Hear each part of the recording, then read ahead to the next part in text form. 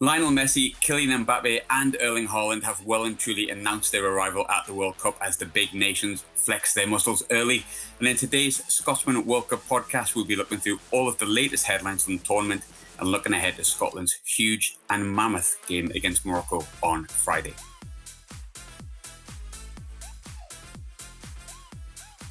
Hello and welcome to the Scotsman's Daily World Cup podcast as we look over a feast of action from the first round of fixtures. First and foremost, I am delighted to be joined by Edinburgh Evening News and Scotsman sports writer Barry Anderson. Barry, it's becoming far too much of a regular occurrence. Are you sick of me yet? Yes. No, I'm only kidding. No, it's good. I quite enjoy these chats. Gives me a little bit of a break and chance to reflect on what's happening at the World Cup, because there's so much of it happening late at night, and sometimes I do admit that I'm falling asleep watching some of the games. Not that they're not entertaining, but it takes a bit of time just to get your body clock around this. So yeah, it's been good so far. You're right, and the big guns have arrived, as you said. Yeah, nice and early. I'm also delighted to be joined by Catherine Hay, who you can see all the way from Boston. How's the body clock? Are you adjusted yet? Yeah, just about. You kind of have to, because everything, it feels like there's just stuff going on all day, all night. So you need to be I don't really think there is a body clock. It's just kind of 24/7, to be honest, that you have to be out and about. I was in the fan zone last night watching the Iraq-Norway game, and that was an incredible atmosphere. And Tartan Army will definitely be kind of preparing for Friday's game. So going to be continuing to follow them as much as possible for the next few days. I decided to be a good lad yesterday, and I thought I'll turn the Norway-Iraq game off at 1-0. And by the time I got to bed, it was 2-1.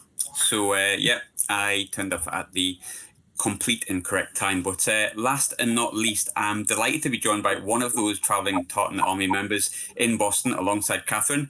Welcome to the show, Jamie. I heard you've been going viral, mate. How are we doing? Yes, it's been good, mate. It's been good. It's been wonderful, mate. A good experience. Just the usual, one or two many drinks, etc. Then it's just videos catch fire and just keep going and going. Every day I wake up, what have I done last night? The ultimate fear, I think it's called. Jamie, I'm saying it's the ultimate fear, isn't it? I think that kind of thing. But, it's the best place to do it. But look, I'm going to stay with you because I think there's no better place to begin. Yourself and Catherine have been over there in the States for like a few days now. We're not going on for the best part of a week, and myself and Barry have been at home. We've seen all these scenes and the highlights and the kind of constant hilarity, if I'm completely honest, from most of the things you can see. And also that love pouring out from the people of Boston for the Tartan Army. But it's the first experience for most fans ever. If the fans have been there before, it's been 28 years since, so the world's changed. How's the whole experience been for you? Because it's just looked incredible. No, it has been genuinely probably one of the best experiences I've done. I just don't want it to end already. It's just every day, I've been here since Friday, and every day seems to be getting better and better and better, like gearing up to the next game as well on Friday. And the whole town's been brilliant. The people have been brilliant. The Polish are brilliant. It's such a friendly, cracking atmosphere that everyone's just enjoying the moment and getting involved, getting stuck in with everything. The locals have been lovely. Everyone that you speak to are genuinely gentlemen and lovely people that try and help you or talk to you, and just good vibes all the time. Did you manage to get to the Boston Red Sox game? Because I think that's been my favourite moment, to see like the baseball turning into basically Scotland away. No, I didn't. I didn't get tickets for it, but I went on the march. I went along and enjoyed the atmosphere, and I sat outside and played football majority of the time over there. And then I video of me saying to an American, just head of the ball, and he was like, what will I do? What will I do? I mean, just head of the ball. I think it was just me and my friend that started it, and by the end, I think it was like 30 people each side. And there's different nationalities, Brazilian, German, like any other nationalities are just getting involved. It was a really good. Children were getting involved, late women, etc. Loads of people were getting involved. I'm reluctant to ask you because I've seen a lot of people answer the same question, but how far did you travel? And to the nearest number, how much did it set you all back? I'm not too sure that. I don't know. The flights were about 600-700 quid. And I've not got a return flight yet. I'm not sure when I'm going home. I don't know what's happening yet. So I travelled from Edinburgh to Heathrow. I stayed in Heathrow the night. Well, stayed in London for the day. Then it was Heathrow to New York, then New York down here on the bus. The bus was 4.5 hours, and it was the tightest bus. I couldn't move on the bus. It was like 40 degrees on the bus. It was horrible, but it was a good experience. I got here at like 2, 3 in the morning on the Friday morning as well. It was you good. Wouldn't have any away though, would you? That's kind of No, that's what it's all definitely about, isn't not. it? Especially getting that win as well, the first win against Haiti. We went great, but it's a result business, so it doesn't matter how you play as long as you get the 3 points. 100%. I think if you spoke to any Spain fans, they'll say exactly the same after the next couple of days. No such thing as an easy game at the World Cup. But Barry, onto the football. Like I say, it's been a few days since Scotland's played, and we've had that time to sort of soak up the result and then look forward ahead to the Morocco game. But in the interim, we've seen, as we said in the intro, some of the biggest names turn up on the world stage. Lionel Messi, 38. Occasionally, if had a red card, I'm going to say yes, but scoring a hat-trick on his first appearance at this particular World Cup, coming in as a reigning champion with Argentina. What more can we say about Messi? Yeah, I mean, he's just a phenomenon, isn't he? Yeah. You sit and watch. I mean, even at 38, you're still marvelling at what he's doing. And you were marvelling at what he was doing at 28, but now at 38, you think, well, he'd probably have slowed down a little bit, and he's not. He simply hasn't. I think he maybe conserves his energy a little bit better now, but I just thought his touches and obviously his finishes and to the first goal and the third goal in particular for Argentina against Algeria were just absolutely brilliant strikes. And this is, at the end of the day, he's doing this at the highest level. You can say what you want about some of the lesser ranked nations, if you want to call it that are at this World Cup, but they're there for a reason. So he's doing it against the best in the world right now, and long may it continue, because I don't think there's anybody on the planet that ever wants to see this guy retire. If he's still playing at 68, I'll still be watching. He's probably still scoring hat-tricks as well. I wanted to ask, there's always been a debate. My personal opinion is he's the best player that's probably ever existed. I was lucky enough to see a little bit of Maradona towards the back end. I think a lot of people see him. You've got Johan Cruyff. Ronaldo's obviously the modern version of someone who could challenge him. But is he proven that he probably is the best of all time that's ever existed? I would go with Pele. Because I think to win 3 World Cups before the age of 30 is just a different stratosphere. I know football was different back then. It wasn't quite as, let's say, intense and physical and all the rest of it. There was no sports science, obviously wasn't a thing, but Pele, the amount of goals he scored was on a different level, back then. But I mean, Messi, I remember Maradona. Old enough and lucky enough to have actually watched a lot of Maradona at club level and international level, and he was off the scale. Loved him. But his career was, the peak of his career was short in comparison to Messi's. The peak of Messi's career, you can argue Messi's still in the peak of his career. He's scoring hat-tricks at the World Cup. So, the peak of Messi's career has gone, 20 years now. So it's, I think, best part of 20 years, you would say. So from that point of view, yeah, I mean, he's right up there. But for me, Pele just edges it. Anybody that's winning 3 World Cups is above everybody else. As a Sunderland fan, I'll go for Kevin Phillips. I take back my statement previously, but Pele's not a bad shout. I thought James McFadden was worth a shout as well. Yeah, no, absolutely, 100%. John McGinn's making a play for that as well, I think, in this tournament. But I think you're looking at these strikers and players going into the tournament, and you go Mbappe, Haaland, Messi, and they've all shown up. Like Mbappe, quiet in the first half, but phenomenal in the second half alongside the rest of the France team. Haaland never played in the World Cup before. I think Norway's 28 years away from the World Cup. He gets a double in that 4-1 win over Iraq. Is it possible that Lawrence Shankland has some competition for the Golden Boot at this point, Barry? Yeah, he does. I think he can just edge them right enough if he scores 4 on Friday night. But no, realistically, yeah, you're right up there. You're up there with the best, aren't you? And Shankland's got goals in him. I just think he needs more opportunities. He didn't have an awful lot of opportunities for Scotland in their opening game against Haiti. So you'd like to think that that'll change against Morocco. But if you watch Morocco against Brazil and the way they performed, it's extremely tough. Scotland's next task, and creating. If you get any opportunities against Morocco, you have to put them in the net, because there won't be an awful lot of them. No, I absolutely agree. Really, really good team, and I think the task is mammoth. But we've seen them come up to the task before and perform well, but tough game. But Catherine, you touched before on the Norway for Iraq 1 game, which was of course played in Boston. The countries who were also playing at Foxborough/Boston, also starting to land over in the city as well. Have you caught up with any Norway and Iraq fans, and how have they mingled with kind of the Scotland fans who've been there a little bit longer?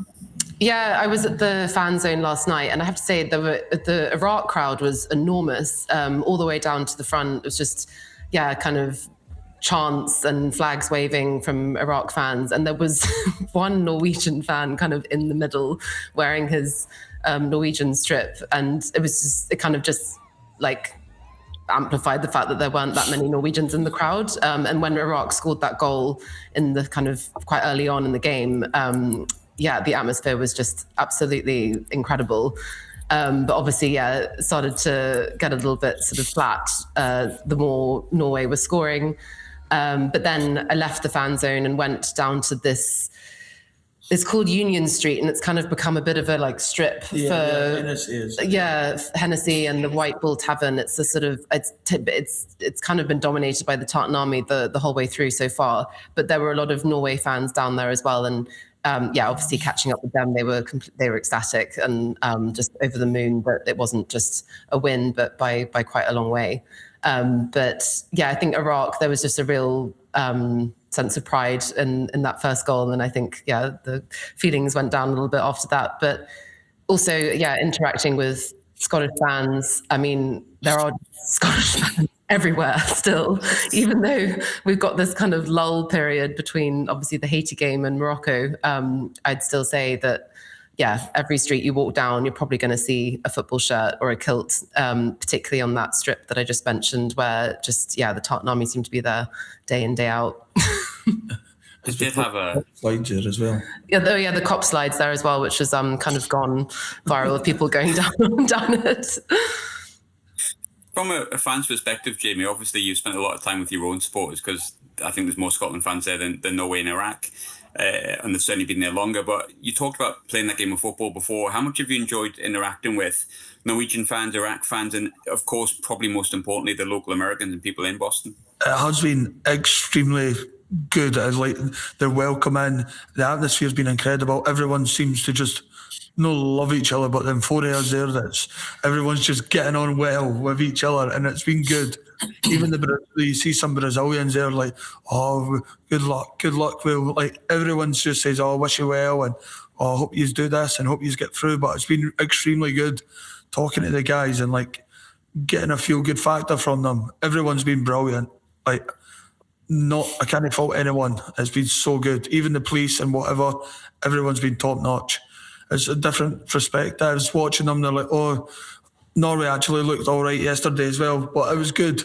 It's been good. Catherine, I've seen some Norway fans that you interviewed that they were delighted that the hotel had no poop on the floor, as they put it, which I don't quite know what to make of that, but it did make me giggle. Oh my God. Just sometimes because I'm out with the phone, just like passing the mic around, I'm not quite sure everything that I'm picking up. And, obviously in that moment, it was very funny hearing them talk, but I was crying when I was looking back over footage from that day. And I was like, what on earth are they talking about? But I wished, it'd be funny to have caught up with them again to hear if they did end up finding food in their hotel room. But I think we could also almost relate in a way. I mean, the hostel here, which we're both actually staying in, it's good. It's just a lot of people have obviously had to find kind of the cheaper end of accommodation, just given the prices of everything. I mean, in the fan zone, I just wanted one beer to go with the game, and it was $15, just like that. And I didn't even like try and get food in the fan zone, but even out and about, like, it's, I don't know if it's that different to UK prices. Obviously that $15 for a beer was crazy, but it's probably similar in UK festivals, kind of, they just put the prices up. But it's quite noticeable, people just trying to, we've got one Ryan, who's just, people are sort of winging it. They're kind of relying on someone to maybe say, oh, I'll put you up for the next few days. Just because of, costs, trying to keep costs down. I think my brother-in-law's over there. I was speaking to you before off air, and he's done well in saving, and he's been saving before even Scotland knew they were anywhere near qualifying. I think before the qualifying tournament, and he was sending me the prices of like a beer in the ground, and I think it was $19 for a beer, and I thought, oh, okay, maybe how much do I really love football? But I thought, yeah, you know what, I'd pay as well. But Barry, there is the stuff on the pitch, and I want to kind of save the best till last. Of course, always as you, Barry. But a quick question for you as we look ahead to the Morocco game. Yeah, just an angel. There's been some chat about formation change. I think we saw Steve Clarke play some back three formations or back five, whichever way you want to look at it, in the pre-tournament friendlies. And there was part of me that thought, will he adopt that against Morocco in Brazil? And I don't have any inside knowledge. I haven't rang him. I don't have his number, but I have a feeling that might happen, which could potentially see Ben Gannon-Doak come out the starting 11. Can I just question how you would set up on Friday and what changes you would make, if you'd make any? Well, I don't know if you want to give me Steve Clarke's salary, I'll happily pick the team. No problem. Snap. He can afford a pint in America. I bet he can, yeah. I wouldn't like to see the formation change because I think that they've done actually pretty well with a back four. They qualified for the tournament with a back four largely throughout the qualifiers, and I think topped the group and all the rest of it. And by and large, that's served them pretty well since the Euros in 2024. So I wouldn't like, and they kept a clean sheet on Saturday night there, Sunday morning. So I'd like to think that if you're in the defence that keeps a clean sheet, then you stay there. Now, yeah, it'd be easy to leave. For example, you mentioned Gannon-Doak there, leave him out and bring in Kieran Tierney, for example, or Scott McKenna if he's fit enough. And at the back, make it a back three / back five. But I always think when you do that, particularly against a team that's good in possession as Morocco are, then straight away you end up on the back foot, and that back three becomes a back five, and half your outfield players are then behind the ball and you're hemmed in, and it's difficult to get out. So I think you can become the architects of your own downfall there a little bit with a set up like that. So I'd like to see Scotland try to dominate possession themselves where they can, keep the ball well enough, and try to use some wide players to get past Morocco. I think Morocco are good middle to front. I think if they have a weak point, and I don't know if you term it weak, but if there's one area where they're vulnerable, it would be at the back. So I'd like Scotland to actually try and go and have a go at them. Not gung-ho, but just pick your moments, use the ball cleverly, try and work it into spaces, as I say, work it out wide and try and get balls into the box. I do think up front you might make some sort of change, whether it's Dykes that comes in for Adams, Dykes that comes in for Shankland. I'd hope that Shankland's got the biggest goal threat, I think, in the Scotland team, so I'd like him to stay in there. But possibly Dykes will come in for Adams. Yeah, I think so. I agree with the Gannon-Doak situation. I think just what he offers is just something a little bit different. He's got that little bit of magic, and he's certainly got no fear, which I think you're probably going to need if you want to go and play in Morocco and hope you get a result. And of course, if Scotland do get a result, that's pretty much them guaranteed. It's in the knockouts for the first time in history, so everything they aim for, nothing to lose, really. But that's all for today's show. Look, I want to extend a thank you first and foremost to our guests, Barry, Catherine, and of course, Jamie. Thanks for all listeners. Thanks for joining us once again. If you've enjoyed the show, as always, give us a like, share it with your pals if you want. Please do subscribe to ensure you get every episode every day straight to your feed on your favourite podcast platform. But thanks again. See you tomorrow. Thanks, everyone.